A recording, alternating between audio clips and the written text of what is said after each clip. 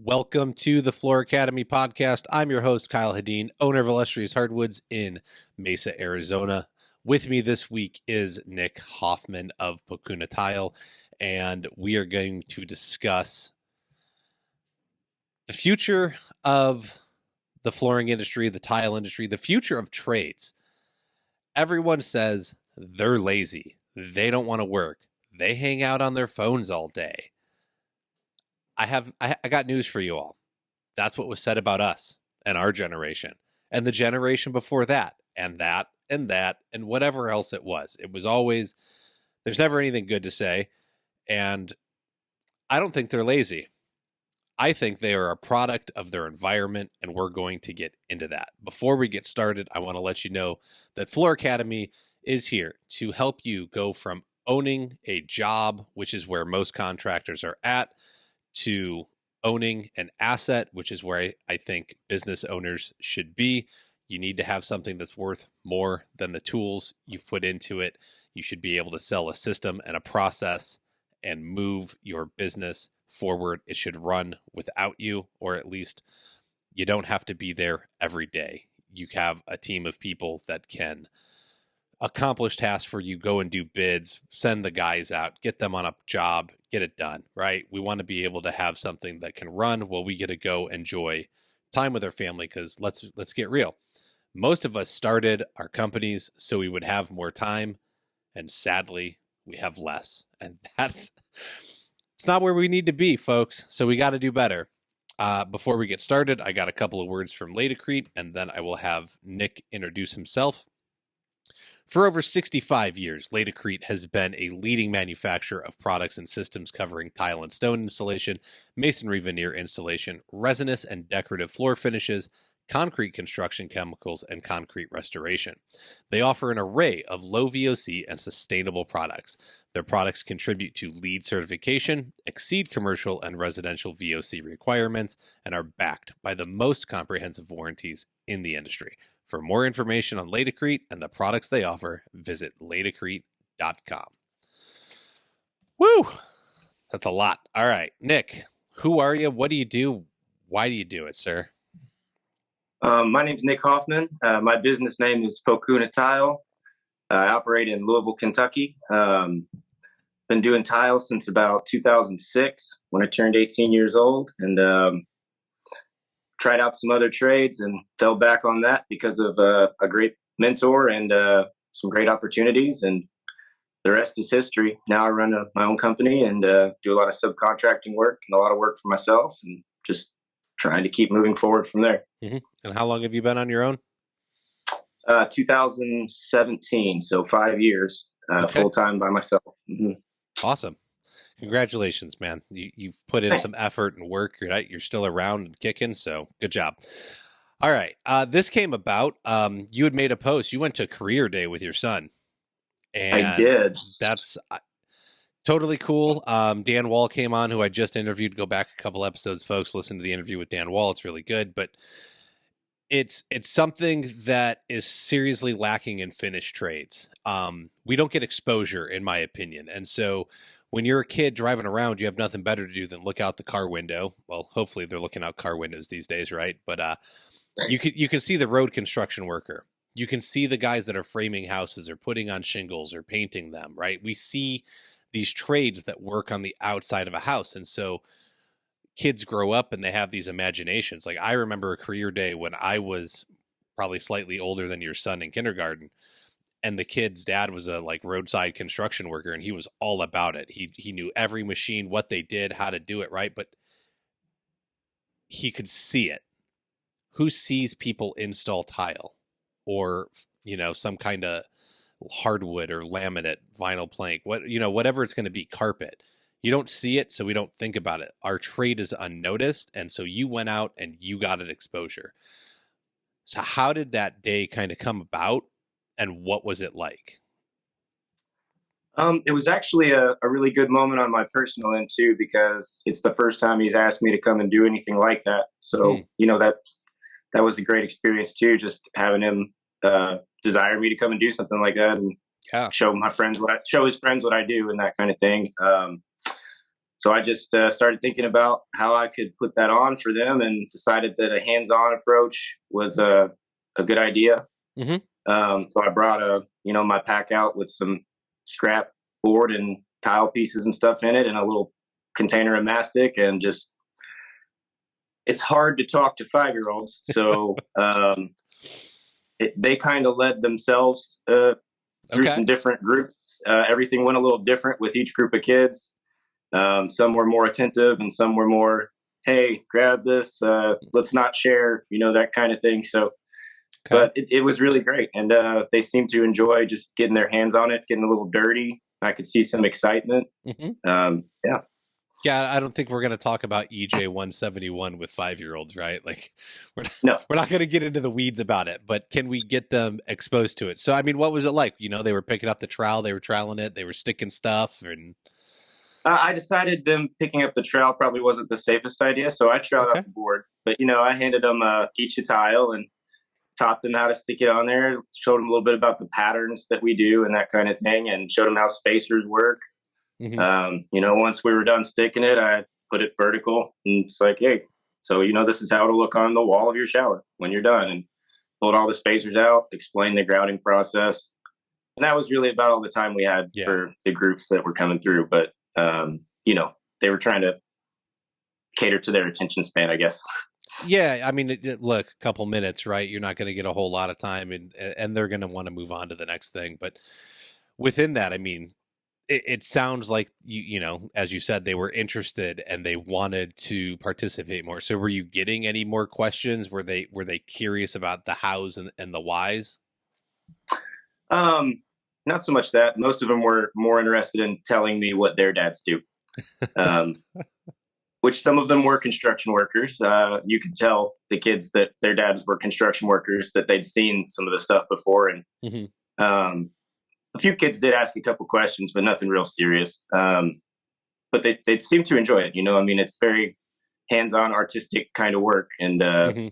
they seem to like that. So that's awesome. No, I think it's great to go, like I said, go out and get them exposure, right? If they don't see it, they don't know it's a career path. And I think that's something that's really interesting.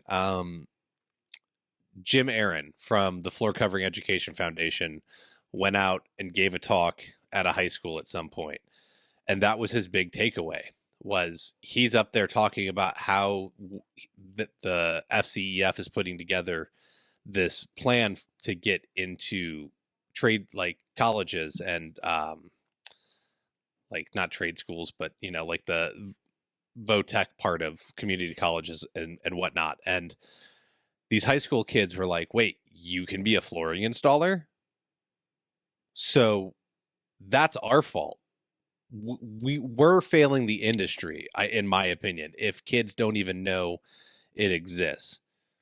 And so I think what you did is that first step in being able to go out and really get exposure. And how do we continue that? So do you have any ideas of how you would like to continue to be involved with your son and his class, or in the future with the school, about trying to get them exposed to tile as a trade and an option? Well, I'll definitely be going back to career day whenever he asks me to, and I'm sure that the intensity of what I show them and the depth that I get into will just get bigger as he gets older. And with his little brother on the way, I'll get to do that with him too. And I really would like to do more of a hands-on class with kids. I know we talked a little bit about that recently, and I think it's a great idea, and I don't have any trouble giving my time to that. I think it's important for the kids to be educated and to see the opportunities outside of going to college and creating massive debt if they don't want to. Yes. No, I'll never tell somebody not to do something that they have their heart set on, but I think it is really great to see all the options that are available and know that you don't have to do that. It's not the only way. No, I think that's the key, right? Is not, they don't even know they don't have to. All I ever heard, right, was, oh, you need college, you need college, you need college. And that was in 1990. I was 8 years old, and I can remember from 8 to 18 was you got to go to college. And I'm like, for what? I don't want to. And then I went to college and got a useless degree, and here I am not using, well, I'm kind of using it because I'm here doing video work, but if I tried to transfer my credits to another like a creditable school, they wouldn't be worth anything and I'd have to start over. So my degree is pretty useless, but it's interesting in that we're not doing enough to get exposure. And so when you and I were talking before, previously setting this all up and whatnot, I'd brought up that I think what I want to see is, because kids aren't getting exposure, can you find a way to give up a Monday a month or a Tuesday a month? Can you find a couple of other guys in your area or gals? Let's get the ladies involved. But can you find a team of people that could consistently give up some time? And then can you go to your local high school, talk with the school board and the principal and all of that, and find a way to set up a class? Can you go into one of their, vocational classrooms and find a way to start a tile program, and you meet with them once a week, right? And it's going to be a different person every week, but you start with, I'd start with the freshmen. I wouldn't even start with the seniors, right? I just offer it to the freshmen, but then the next year you do the freshmen and the sophomores, and then you do the freshmen, sophomores, juniors, and you carry on. But by the time those kids are done, they've had 4 years of experience on Mondays or Tuesdays, whatever, pick a day, right? But they've had 4 years of seeing it. They know it's an option. Do I expect a bunch of them to run out and join a trade instantly or come to you and be like, can I have a job? I don't, because they're 18 and they know everything. And if you don't think they do, think back to when you were 18, because you were 18 and you thought you knew everything. Yep. But one of them's going to go and make a bad mistake and, get into some trouble with the law. Maybe they get somebody pregnant. They get pregnant themselves, right? Now they need options of like, what can they do? They're going to be like, oh man, I remember working with Kyle. I remember working with Nick. Like, that was fun. Like, it was rewarding. He said there was like good money in it. I wonder if I could do that, right? And they come back. They now have some responsibilities, which I think is a lot of what's missing when we go looking for employees, is we just try and find a body. And it's an employee that has responsibilities is more likely to show up, man, because he understands he's got bills to pay. So you find somebody that's got responsibilities, you bring them on, and now you're going to have that solid person to be coming around. But they already have a background. You probably know a little bit about them because you spent a couple years with them, bringing them up in the school and working with them. And, in the meantime, you're getting the trade some exposure. You're teaching these kids something. And, man, those are going to be smart, educated homeowners, in my opinion. Because the way these homes are built now, these homeowners should be kicking every trade out and saying, I need it redone. And they're not. So they can go and get their house built and at least say, you know what? This floor's messed up. This shower's messed up. I don't want it. Rip it out. Do it again, right? They should have that basic knowledge to be able to control it. So we're doing them a favor in more ways than you think. And so I know you said like that would be, we talked and you're kind of in on that idea. Is there any other pros that you kind of see going along with it, or ideas that you have of like how to make that successful? I don't see anything negative about it at all, except for having to give up a little time. That's the only negative that I see. And honestly, that's not really a negative. That's a privilege. If you can make it work financially, of course, and make it work with your business. You also got to think every single one of those kids is going to have parents, and every single one of those parents is going to have a house. Maybe you might get some work out of it too. To say, hey, give my flooring teacher a call. He teaches me to do this. He's really good at it. You never know. Yeah. And I don't think it would be hard to put it together with a local school. I think they would be really interested in doing something like that. And I do plan to try and get that ball rolling. That'd be awesome. I'm excited to see some people start trying to do it. I think it's a great idea. There's got to be a way to make it happen. I know my buddy John Steyer in the middle of north central Iowa has gone and he got the kids out and like he was able to bring them to a job site. Like the teacher drove them out in the van and they helped Oh, him great. install carpet on a job site one day. So he's looking at how we can kind of keep expanding that, work with them some more. So it's definitely out there and it's happening. The other thing, like you said, right, giving up a little time isn't a big deal. If the only thing your business is concerned about is making money, I don't think it's ever going to do well. When you put people first, the employees, the clients, you put your community ahead of you and you go to take care of it, in my opinion, karma is a great thing, right? It's going to come back to you somehow, some way. And so, like you said, maybe the parents are going to need a shower, and the kid's going to be like, "Oh my gosh, you got to call Nick, right? He's the best." Like da da da, and maybe you get that, or maybe it's just that the school will start publicizing that Pokuna Tile is here volunteering, or anybody else that's helping you. Like these people are coming in and giving up their time to better our community, and just that exposure. Who do you want to support, man? The company that's out there doing things to make our local community better, or the one that just has the ads constantly on TV saying, "Come give me some money and I'll give you a service"? Well, I always prefer the first one. Yeah, absolutely. Exactly. So, you've had help over the years. What's that kind of been like to develop them, right? I mean, are they lazy? Or are we just misunderstanding them, you think? Um, I I don't think it's any worse than it's ever been. It's just my personal opinion. Mm-hmm. It's hard to find reliable, hardworking people, and I don't think that that's ever not been the case. There's the right person for every job, and you are going to have some that you see as lazy or you see as unqualified or just not the right fit. But I think that everybody's teachable. It's really just about how willing they are to learn and how much effort they're willing to put into it. Yeah. No, I totally agree. And so here's my take on this, folks, is I don't think they're lazy.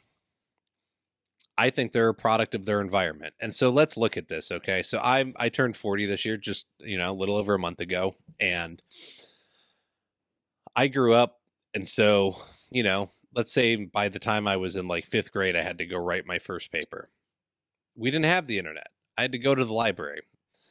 I had to go to the card catalog. I had to look up the book that I wanted. I had to read the number, use the Dewey Decimal System, find it in the library, get the book, read the book, write the paper. So let's say it's about apartheid in South Africa. Well, now the kid can go, like my son can sit at the table and say, "Alexa, tell me about apartheid in South Africa." Blah, blah, blah, blah, blah, blah, blah, blah, blah. You can get like a 5-minute diatribe and a link to click. It'll give you a video, right? Like there's no effort. Everything's instant. Everything's very quick. You don't have to go to the same lengths we did. So I don't think they're lazy. I think they're looking for a better, faster way to do everything because that's what they were taught. So we're not being handed someone that was developed the same way we were. We're being handed somebody that needs to be trained. I look at it as like we're being handed a 5-year-old. They're just not, they weren't developed in the same way. And so if you want to instill a work ethic in them, you're going to have to treat them like a 5-year-old. Hey man, I need you to go sweep the room. Do it like this. Hey, good job. Can I give you a couple of pointers and the next time we sweep it, maybe we can try this or that? It's going to take a lot more effort to get them where they need to be, but eventually you can get them there. You have to retrain their entire brain, in my opinion, because they just didn't grow up that way. They're not wired to do it the way you and I did it. So that being said, what are your thoughts about that, Nick? Is that something, do you think that's an accurate assessment, or do you think that I'm way off the bar? I do think that's an accurate assessment, and I'll tell you, during my time away from construction, I went and I managed a restaurant, fast food restaurant, for a couple of years, just kind of trying to find my place in the world and that kind of thing. So I tried some other things, and they're very aware of what you're talking about in their management training. it might just be age-old management skills, but learning it, what you're saying right there sounds about like the way that they expect to have to train anyone coming into the workforce, and I don't see why we shouldn't do the same. Mm-hmm. So, I think that's it goes back to the whole reason the show exists. We're contractors. Like, we're great with our hands. We're artisans usually, right? But we're not so great at the business side of things.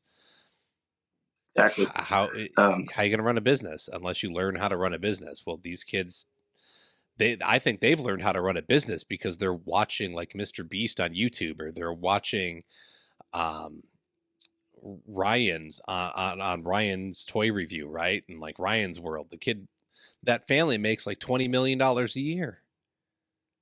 It's insane. And all they do is post YouTube videos. Now, the amount of work to post that many YouTube videos and content all the time, the parents are doing a ton of work, right? And he's got to be in front of the camera and his siblings have to be in front of the camera doing their thing. Like, there's work involved. It's a different kind of work. We're not out in the field all day with a horse and buggy. And I think that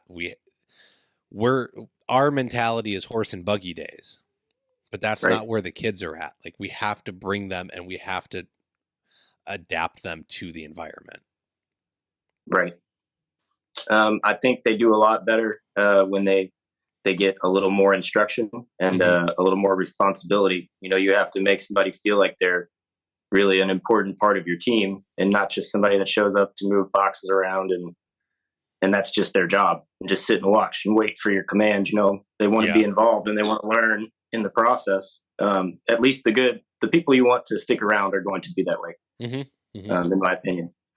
No, I agree. I think you got to try and get them a little more involved, get them asking questions, let them do things. I know it's been a thing that I see all the time, right? Like, oh, I won't let them set tile for 2 years. Right. Why is it 2 years? Who made that rule? Why is that a thing? Maybe that kid's going to be ready in 6 months. You know, exactly. Some people it is 2 years, but you know, it could be 6 months. It could be even sooner for some people.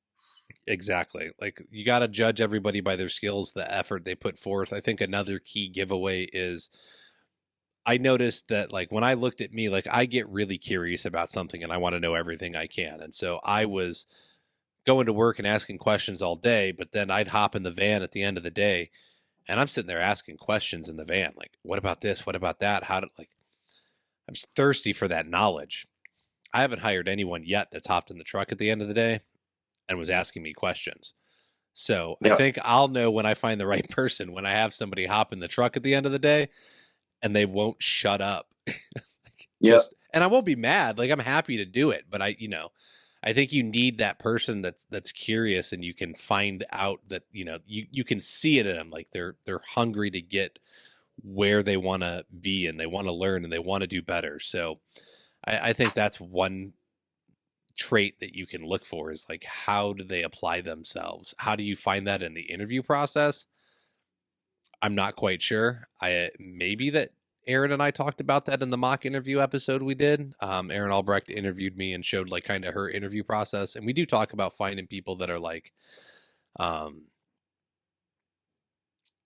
more geared towards wanting to like they want continuing education, right? They're thirsty. They want to find something. But I don't remember if we've talked exactly about like how to find that person per se. But I think that's what you need. You need to find a way to find the person that's hungry. Yeah. I don't really have any great ideas for you on that one yet. I have the same exact dilemma as weeding them out before that first week of work.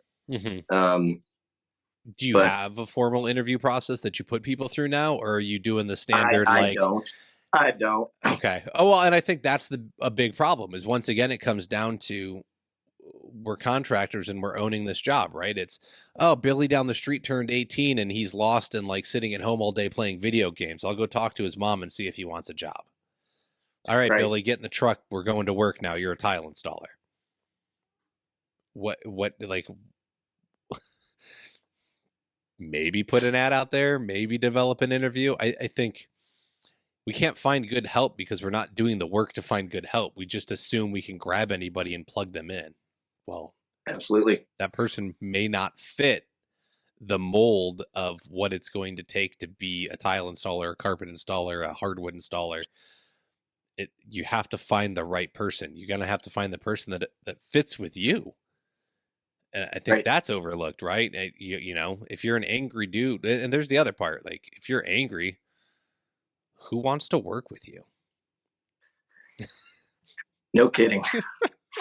I don't need to be yelled at and have trowels thrown at me. So Yeah. with the fast food restaurant experience, I look, those things are generally franchises. There's just loads of systems and processes built in, right? Like Mhm. everything has it. And so what did that hiring process look like, or that training process look like? And what can we take away from what you kind of gleaned from it so that we can apply that to our businesses, right? How can we maybe help ourselves have a better process to bring people in? To be honest, the hiring process was not a lot better than what we do right now, just because there's not a lot of people looking for that type of work Mm-hmm. as a career either. So they really did just kind of hire anybody and everybody with a clean enough background. Okay. And but the training was very intense and in depth. And if you wanted to get what you were supposed to learn out of it, then you were able to. It wasn't always taken seriously, though, if you know what I mean. They had all these systems in place in a corporate type of way, but they weren't always followed 100%. Mm-hmm. So I don't know. There's definitely a way to approach training where it works more efficiently, but at the same time, I think everybody learns in a different way, and just having a general idea of this is the way to teach something is not the right approach. You have to learn your person before they can learn from you, if that makes sense. Yes, but there's a training program in place, right? There's like this is how we're going to teach you the register. This is how we're going to teach you how to make the burger. This is how you have to clean the floor. Like everything has a way to do it. Yes, and it was to a once you pass, this part of your training, that's when you can do this station at the job or whatever, and it's kind of a small graduation process, which the younger people tended to take to more than the older people. The older people are just like, okay, so now I can run the fryer. Who cares? Yeah. And the younger kids, it's more of a celebratory. Hey, you accomplished this, and now you get this responsibility. Yeah. So I'd say that younger people definitely learn different than the older people, and have a different kind of reward system.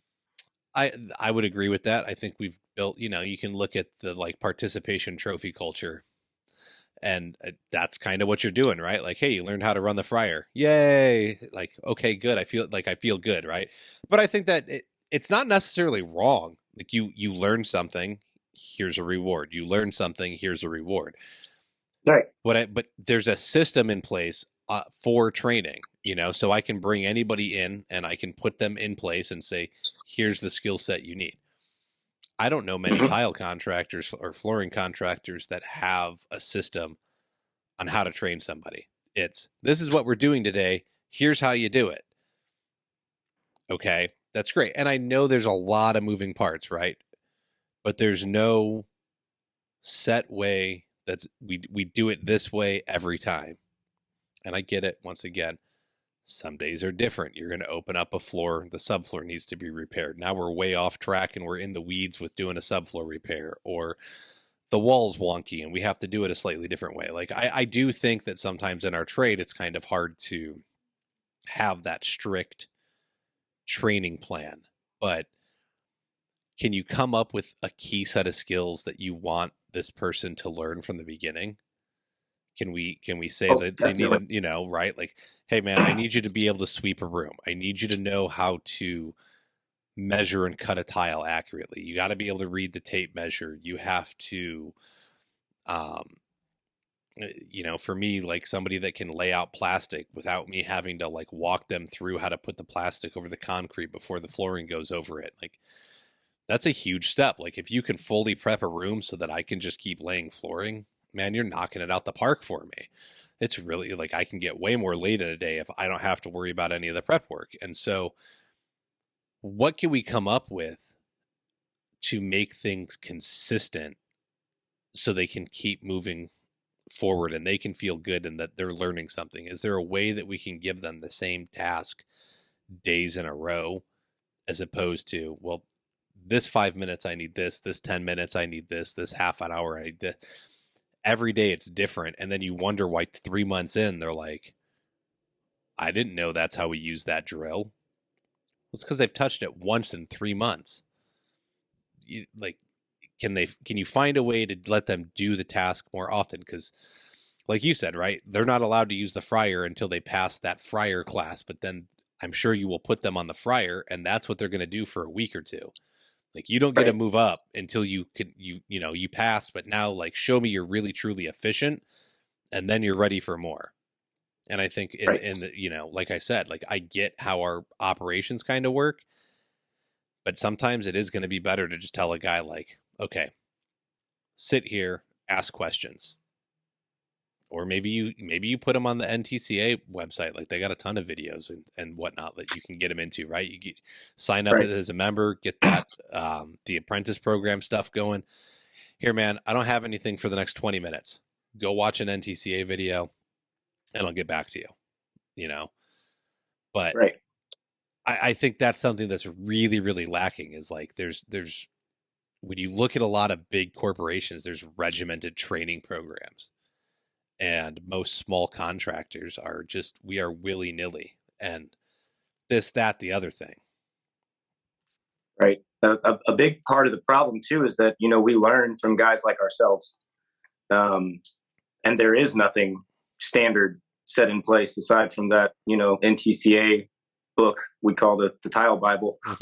And that has all, your standards and stuff in it. And I had been, I did the CTI test in 2020, January 2020. So I'd been laying tile for 14 years, at least part-time. And I took that test and it showed me where my training had been lacking. I'll tell you that. I knew very advanced things comparatively, but there was also a lot of the real basic things that I had never heard or did not know were standards or practices that I was supposed to be doing. And having a training program for people below trying to, actually get a certification to set tile on their own would be great. Something to get you up to that point. I'm not sure if they have anything like that in their programs or not, but I think that'd be really helpful. And I wish I'd found that TCEF, the Education Foundation, a lot sooner, because I've learned a lot through that class and the networking and all the stuff that experience entailed. No, I think that's exactly it. If you're going to run a company and you want to be successful bringing people on, I think we need to develop a plan. And whether that's, look, your company's not that different from the guy that's down the street from you to the guy that's in another state. Like, having an apprentice is having an apprentice. And I know the NTCA does have paperwork for this. I wish some of the other organizations did, whether we're doing laminate or carpet or whatnot, of like, here's like a formal apprenticeship program. Here's how you work somebody through from day one to journeyman. And it's not out there. And so I think if you could work with some local businesses, you could all help each other out, because you would all become more successful once you had a proper training program in place of, okay, let's sit down and think about how we get through a project. What steps do we have to go through? Okay, now let's break those steps down. How do I teach them to somebody, right? We're going to have to work backwards through everything. It's going to take time. But this is working on your business instead of in it, right? You're going to have to go do the thing 8 to 10 hours a day. And then you got to spend that hour, that 2 hours. Man, I don't care if it's 20 minutes a day.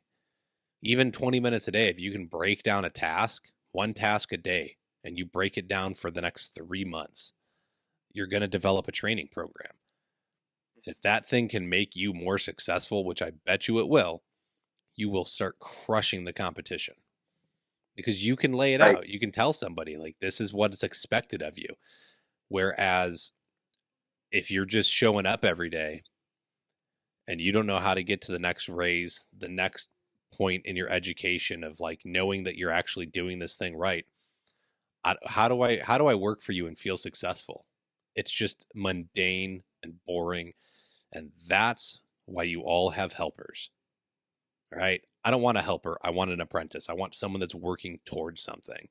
And I hate that word helper, because you just Yep. told that person, you're pretty useless to me. You're good for moving boxes and like running a cut, but other than that, like you're never going to go anywhere. And let's develop something to actually get people where they want to be. I got to interrupt us for a second.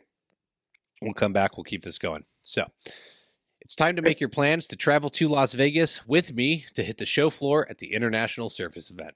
Our sponsor, Tice, has provided me an incredible offer for you listeners. You can now register for a free exhibits pass with code Kyle. That's KYLE. Registration is open online at www.intlsurfaceevent.com/register. It's all happening in Las Vegas the 31st of January through the 2nd of February, 2023. Plus, don't miss the special podcast episode that came out last week, which will give you the inside scoop on what's happening at the event. Homeowner tenure is at an 8-year low, with the average length of ownership being 6.31 years. During ongoing times of building material supply constraints, does a 25-year or lifetime warranty even make sense? John's Manville Go Board offers a limited 10-year manufacturer warranty on all its products and a list of approved alternative products covered under our warranty. Don't hold up your project because you can't piece together a full system.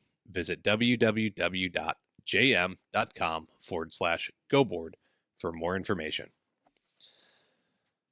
So, Nick, I think we got to get exposure to the kids. We then we need to give them a solid foundation to grow. How else do you think we can move this forward? Right? I'm sick of hearing it. They're lazy. They suck. They don't do anything.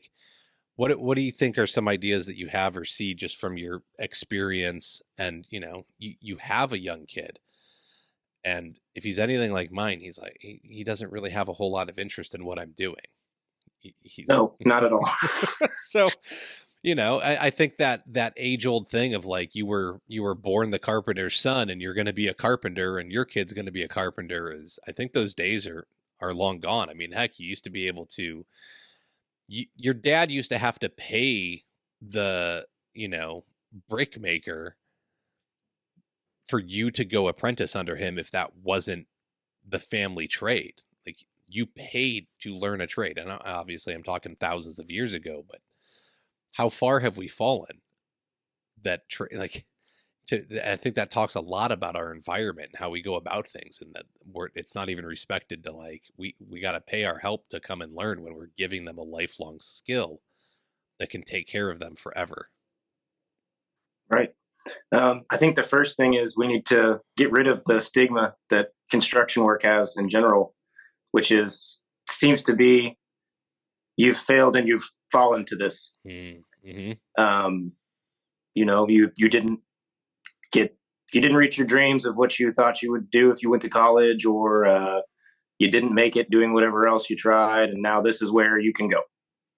And that seems to be the idea that a lot of people have, and I just don't see it that way at all. I think it's a crucial skill that we have to have in our world to survive, and we have to attract the motivated people to that as well. I mean, everybody has their place, but it seems like the people that are real driven and motivated, they're the ones that go off to school and maybe end up losing that drive and motivation because that's not really where they fit in or where they belong. Maybe they would fit in this type of work better.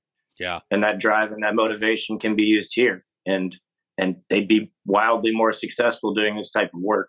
And we have to find a way to get rid of that negative air attached to our work. How do you think we go about that? Because I think, we got to make projects look sexy. I think there's the stigma that, you're dirty, you're blue collar, you're probably on drugs or drunk and showing up wasted. Like, These are all the negative stereotypes associated with contractors. So I don't disagree at all. I think there's a lot of people that are already working on that, at least in the tile world. They get a lot of flack from the older guys, but there's a lot of younger people my age or even younger that are making all this social media content and these funner stop motion style TikTok videos about tile installation, and it makes it look more appealing than just showing up in a dirty van and being yelled at by some guy 30 years older than you while he sits down.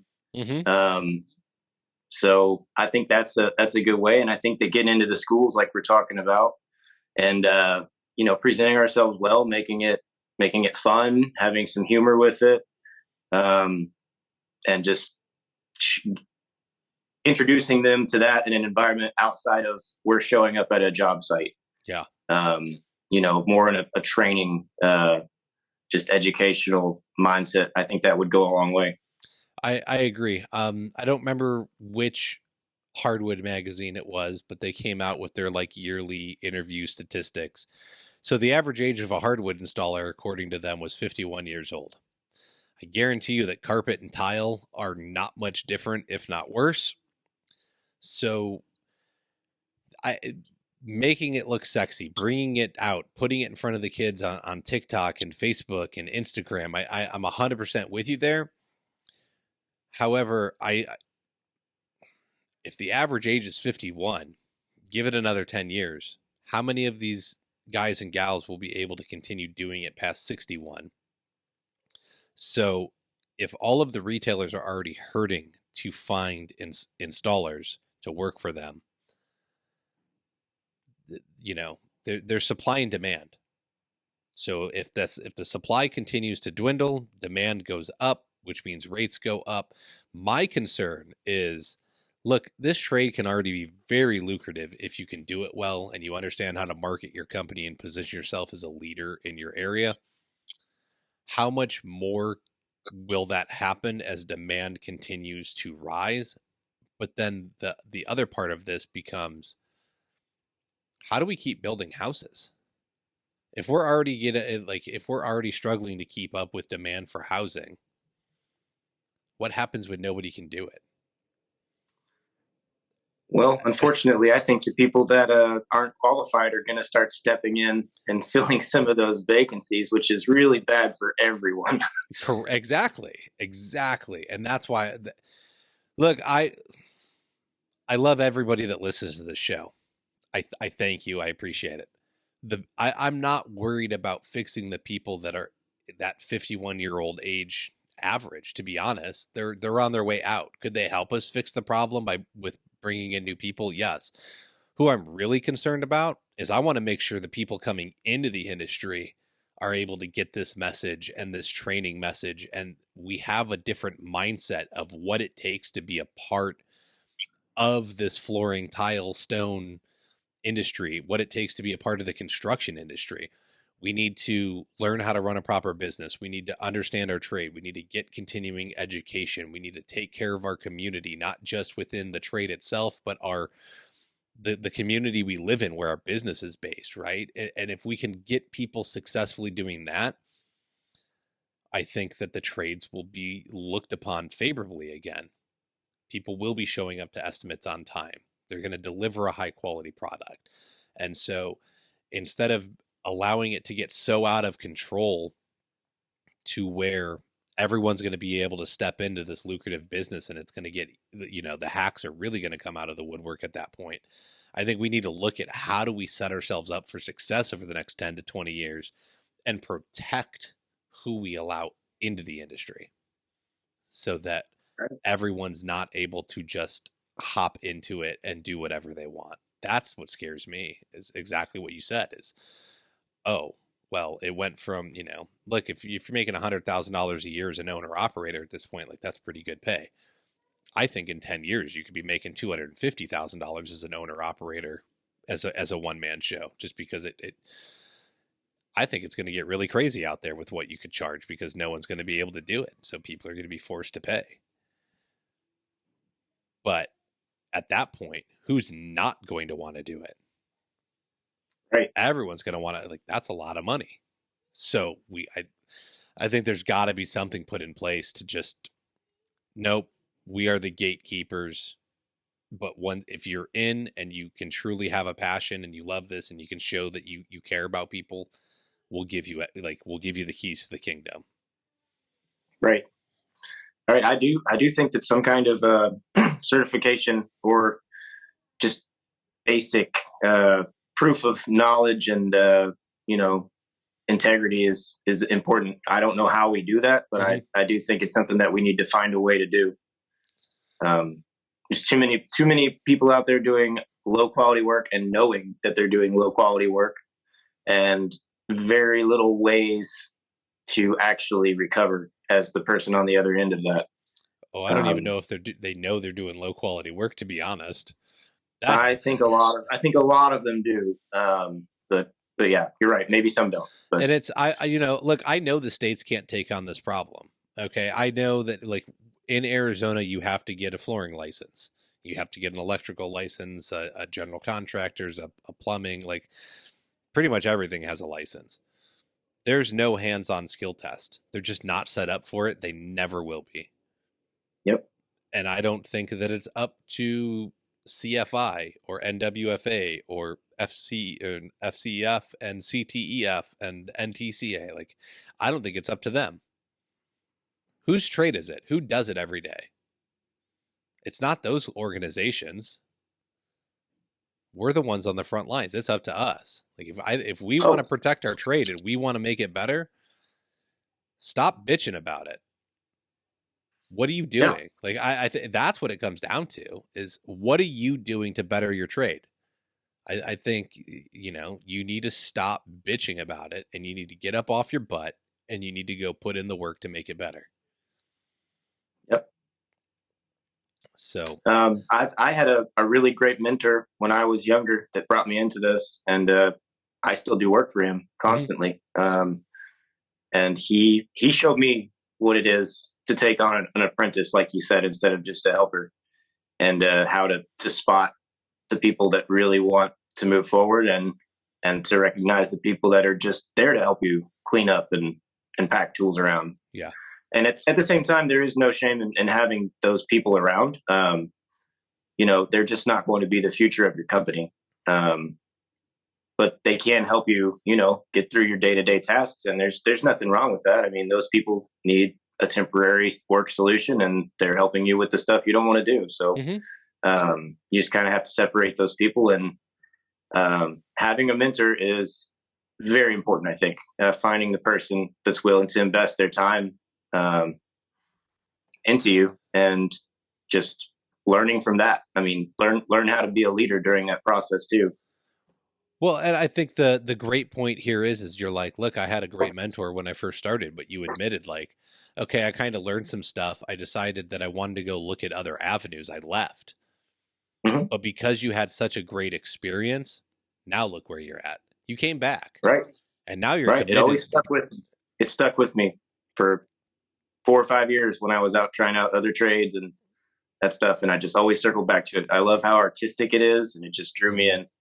But when you were trying out other trades, did anybody treat you the same way as your mentor? No. Point proven. Never. There was he had some kind of a solid system that he'd figured out for making sure people would be successful, or he was just a good dude. I don't know. He's just a really good dude. Okay. But how many people has he churned out over the years that are still doing it? I'd find that interesting.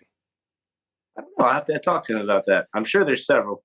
Yeah, I mean, if you're here doing it, like, I can't imagine you're the first, right? If he's had to have had others, and I think that's something that we look at is, like, what's your lasting mark, right? I think you can tell by how many people you've kind of turned into the industry, and I'm currently sitting at 0. Does that make me feel great? No, it doesn't. So it's partially me.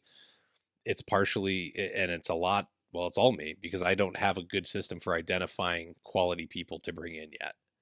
And I think that takes us back to that part of the conversation is we can't just grab a guy and hope it's going to work out. How many are you going to have to go through at that point? 100? I'd rather spend, 100 10-minute interviews to find the one guy as opposed to 100 guys in a week time frame. It'd take me 2 years Right. to find a guy as opposed to like a month of interviews. What's Well, the I'm better going to be putting solution? some thought into that, and I hope if you find a way to make that happen, you share it with me.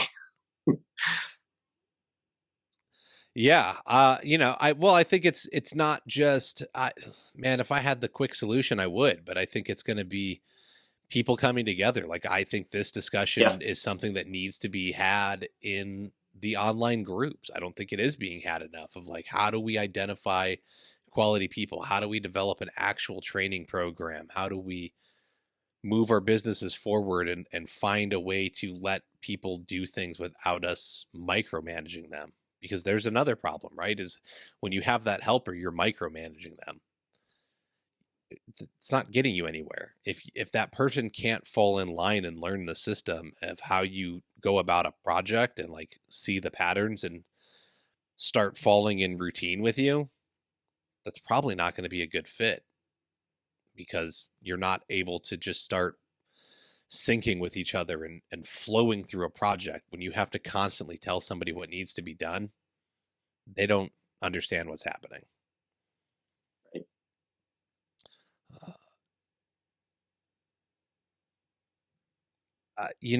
So there's a comment about like in the end this industry will have to become like the plumbers and electricians, and they're saying what I'm talking about is kind of union related, and the union's just a big business. That's really what it comes down to is you decide, like as a contractor we opened up a business. You started an LLC. I don't, whether you're an S corp, C corp, whatever the hell you are, right? Even if you're a sole proprietor, which I don't recommend, and there's plenty of episodes on why you shouldn't do that, but you went out, you started a business. You need to run it like a business. It's just silly to me. Like, why would you just do whatever you want whenever you want? That's why you didn't start a business. You started a job. And you did that because you thought the guy you worked for was a dick. So now what? Now you're gonna go be a dick too? Right. We're just perpetuating what we didn't like. Yep. It's stupid.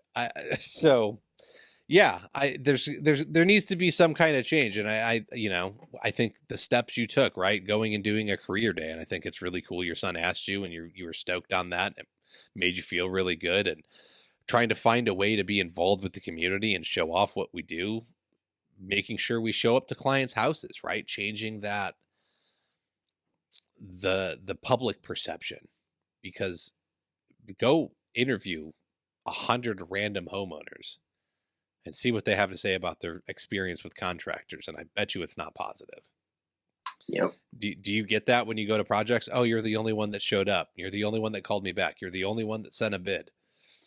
I get that a lot, and I also get at the level of work that I do now. I always get the people that accept my pricing are the ones that have had a bad experience. Yeah. And they know the value and the things outside of your square footage price, and that type of thing. So yeah, I think when the bar is on the ground and all you have to do is show up to a scheduled quote on time to win the project, there's a problem. that's a big problem. Yes, it's a very big problem. So we got a lot of work to do, folks, and it doesn't start by coming home and saying I just installed for 8 or 10 hours and now I'm done. We're gonna have to put in the time after hours and start doing something. And it starts with trying to figure out how do you move your business forward in a more successful way. You want good help, you're gonna have to make good help. We're not being handed, even if this we didn't have the technologically, like, I don't, we're we have to have it, right? Like we have to have technology in our lives. We can't function without it. And so these kids are being handed iPads and they're addicted. Their attention span is zilch. Even if that didn't exist, it still wouldn't be easy to find somebody that would like want to come in and work hard. And I think part of it's how you sell it. The last time you posted an ad, do you have an idea of how, like, kind of what you posted? Just to say, like, you had a Uh, job offering? I've never had to advertise for Okay. needing help. I always have gone through different avenues. I did one time use a homeschool co-op email loop, Hmm. um, and got a couple good, real young guys out of that. But Okay. just basically just said looking for help in the trades, Okay. hands-on, dirty work kind of stuff. And But see, that's it. It's hard. It's dirty. You're gonna hurt. Why do we sell it that way? I don't know. I don't know why we sell it that way. Who wants to Because it's do not that? always like that. No, who wants Yeah. to? What if?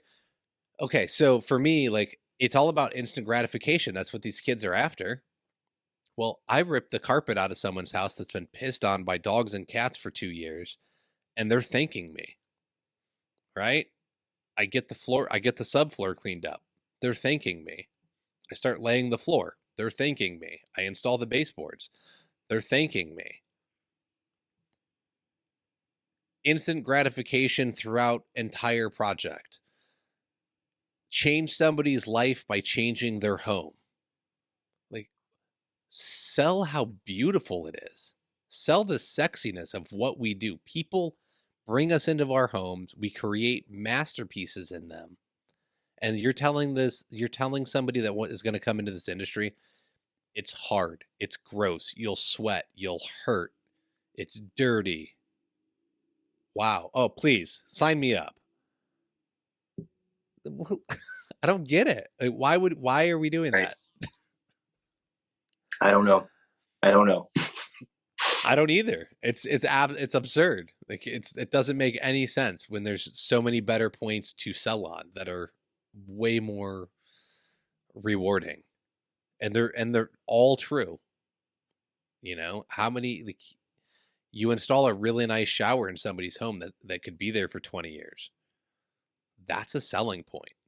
It's a work of Yeah. art that literally functions as part of their everyday life so that people don't have smelly butts and they can go to work and not offend the people around them. It's and how many times a day is it used, right? Take an average family residence. If there's a husband and a wife, the master shower is going to get used twice a day, 7 days a week. Yep. It's a lot of usage, man. That adds up real quick. And you played a role in Yeah. that, and they're going to appreciate it, especially when it functions for 20 years like it's supposed to.